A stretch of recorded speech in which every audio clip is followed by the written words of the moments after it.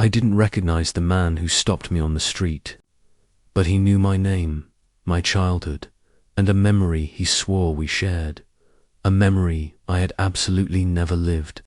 And the moment he pulled out that old photograph, my entire life split into two. I've spent most of my life believing that memory is the one thing no one can touch. No one can rewrite your childhood, your losses, your joys, the smells and sounds that shaped you. I believed memory was a locked room, sealed with the version of myself I've carried for decades. But everything I thought I knew about my own past fell apart the day a stranger stepped in front of me on a quiet Tuesday afternoon, saying my name in a voice filled with a familiarity I didn't feel. "Robin, you don't remember me, do you?" His eyes glistened like someone looking at a ghost, and a chill rushed through my body, because something in his tone, something fragile, haunted, made me feel like I should know him, even though every corner of my mind insisted he was a complete stranger. I forced an uneasy smile, trying to step around him, but he gently blocked my path. "It's okay," he whispered. I knew this might happen. Then he reached into his coat pocket and unfolded an old, weathered photograph, holding it out with hands that shook slightly. "This," he said, "is the day everything changed for both of us." I swear to you I had never seen that photograph in my entire life. Yet there I was, standing next to him, both of us as teenagers, smiling under a massive oak tree. My hand was resting on his shoulder as if we were inseparable. And the strangest part, he looked exactly the same as he did now, just younger, but undeniably him. My chest tightened, my throat went dry, and for a moment the world around us went blurry, like reality was folding in on itself. "I don't understand," I whispered. "This isn't real." But the man only gave me this heartbroken, almost relieved smile. "It was real, Robin. You just forgot. Or maybe someone made you forget." He said his name was Daniel. He spoke as if we'd once been brothers, not by blood, but by something deeper, like surviving something together that no one else could possibly understand. He told me we made a promise to each other under that oak tree. A promise sealed on a night I apparently lived, but had absolutely no recollection of.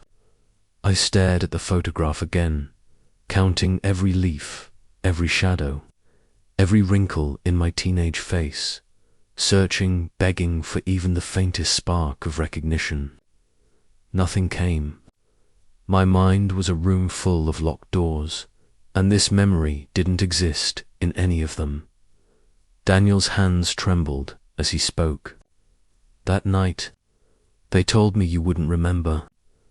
They said it was better that way, but I couldn't accept it. Not after what we went through." His voice cracked, and he looked away, swallowing hard.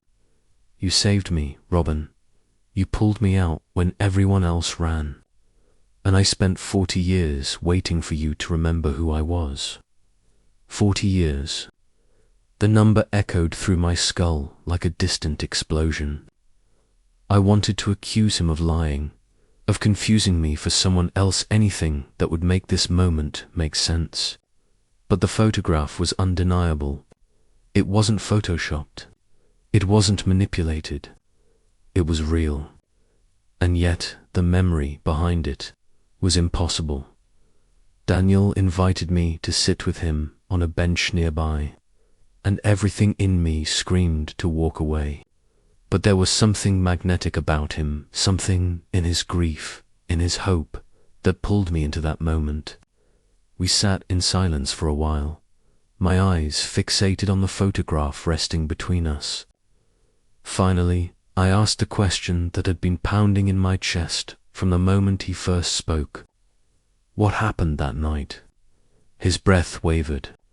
"The fire," he whispered. "The night the orphanage burned." My heart dropped. "I wasn't in an orphanage," I said quietly. I had a family, a home. Daniel shook his head, slowly, painfully. You think you did, and that's what they wanted. But you were there with me, Robin. You lived there for 3 years. And that night we ran for our lives together. You carried me through the smoke when I couldn't move. And when they found us the next morning, they promised to find you a better life. A life without the memory of what happened. So they took everything away. Your past, your name. Even me, I felt like I'd been punched in the chest. My mind spun and twisted, trying to make sense of a reality that contradicted everything I knew about myself. My childhood had always felt blurry, like pieces of a puzzle that never quite fit together. I remembered laughter, a mother's voice, a backyard, sunlight on my face, but those memories had always felt more like stories someone told me than moments. I actually lived, Daniel continued. You weren't supposed to see me again. They separated us that morning. They said you'd forget by noon. But I never forgot you, Robin. I couldn't. Tears welled in his eyes, and he looked away, embarrassed. But I felt frozen, unable to move, unable to breathe, because for the first time in my life, I wasn't sure if my memories were mine at all. I asked him what they meant, who was responsible for erasing my past. His voice trembled. There was a man who funded the orphanage, someone who believed pain destroyed children, so he built a program that erased traumatic memories. You were the first one they tested it on. I felt my entire body tighten. The world seemed to tilt. Erase memories. That's impossible. Daniel looked at me with an expression that said he wished I were right. They erased mine too, he whispered, but not all of them, just the parts they didn't want me to remember.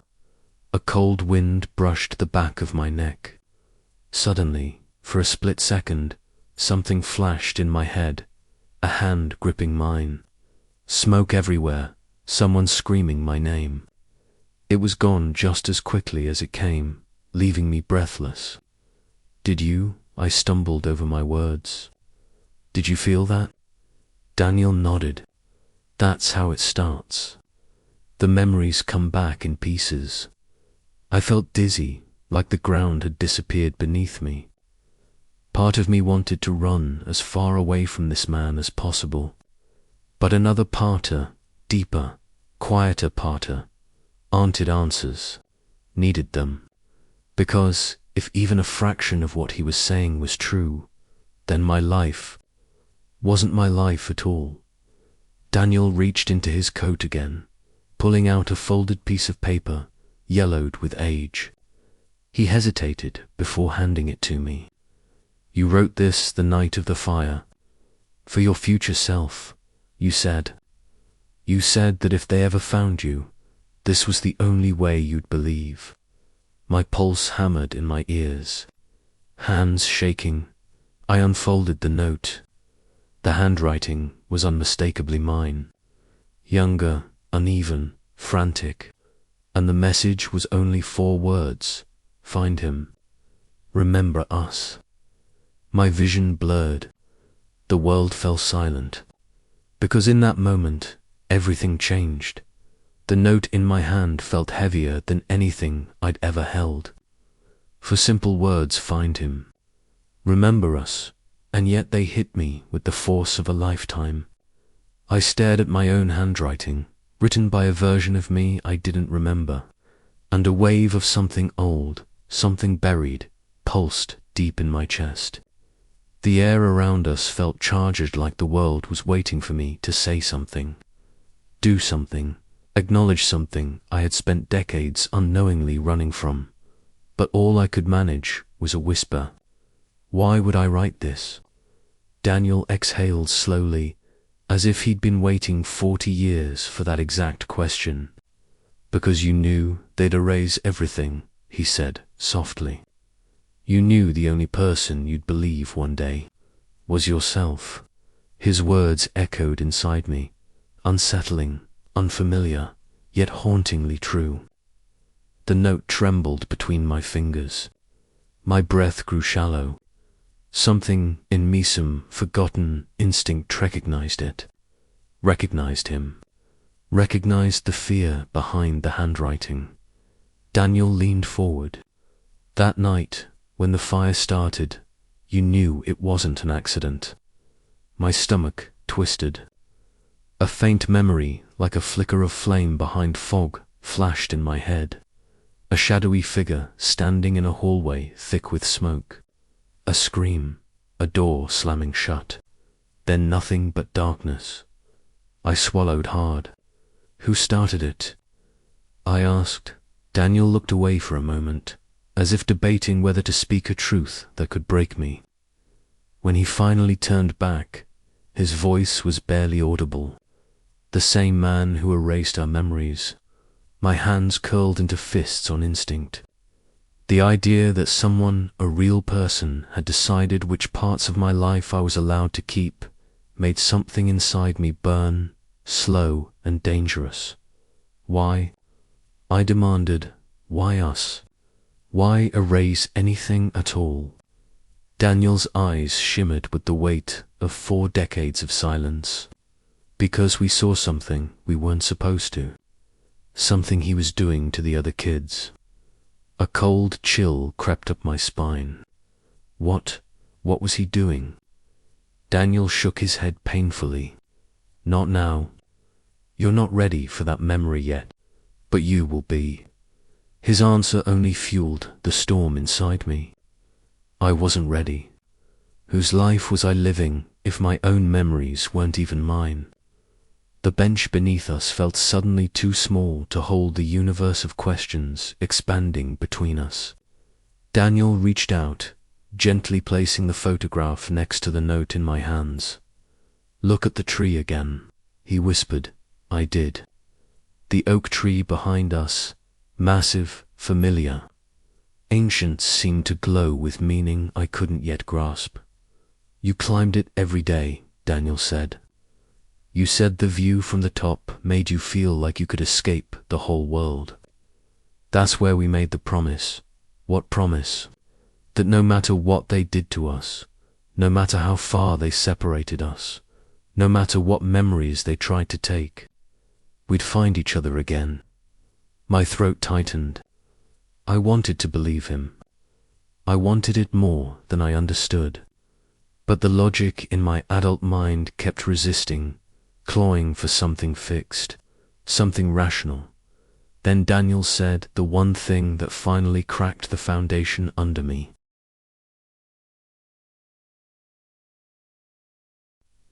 You didn't just save me, Robin. You saved all of them. A memory slammed into me so hard I gasped. Dozens of small faces, smoke, a hand pushing me toward the door. My own voice shouting, run. Heat, panic, the sound of a ceiling collapsing behind us. My head dropped into my hands. My whole body shook. I remember something, I whispered. Daniel nodded slowly. That's how it begins. But if those memories are mine, if that fire was real, then who were the people I grew up with? Who raised me? Who? Daniel's silence was the answer. My life, my childhood, my identity, all of it suddenly felt like a story written by someone else. Robin, Daniel said gently, the family you remembered, they weren't bad people. They loved you. They gave you a real home. But they were told the same thing you were told, that your past didn't matter, that forgetting was the only way to heal. And they believed that. I asked bitterly. They wanted to, Daniel said. Everyone did, because the truth was darker than anyone wanted to face. He paused. Except you. You didn't want to forget. That's why you left the note. I stared down at the trembling paper. My younger self had reached across time to save me from the lie I'd been living. But the question remained, What exactly had been erased? What trauma had been so unbearable that someone decided to remove it entirely?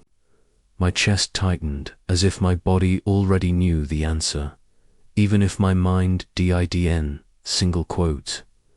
T. Daniel stood. "There's one more place I need to take you," he said. "Then you'll remember the rest." Every instinct screamed at me not to go with him. But another instinct, quieter, older, deeper, told me that everything ahead of me was something behind me too. Something from long ago. I followed him. We walked for nearly 30 minutes in silence. The streets grew quieter, older, narrower. Then suddenly there it was, the orphanage, or what remained of it. A blackened foundation, a collapsed stone wall, a rusted gate twisted by time. The entire place looked like a scar carved into the earth. My knees nearly buckled. "We shouldn't be here," I whispered. Daniel nodded. "But we have to be." As we stepped onto the cracked ground, something inside me began to tremble uncontrollably. The air felt thicker. My vision blurred at the edges. A ringing sound filled my ears. And then the memory hit me like a lightning strike. I was back inside the burning building.